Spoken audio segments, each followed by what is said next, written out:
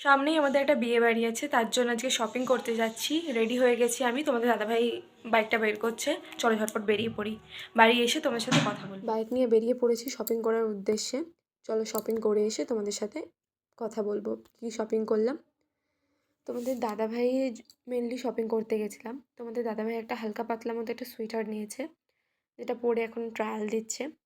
আর এর সাথে একটা হুডি নিয়েছে, যেটা তোমরা দেখতেই পাচ্ছ পরে কেমন লজ্জা টজ্জা পাচ্ছে। তোমাদের দাদাভাইয়েরই শপিং করতে গেছিলাম। আর একটা জুতো নিয়েছে।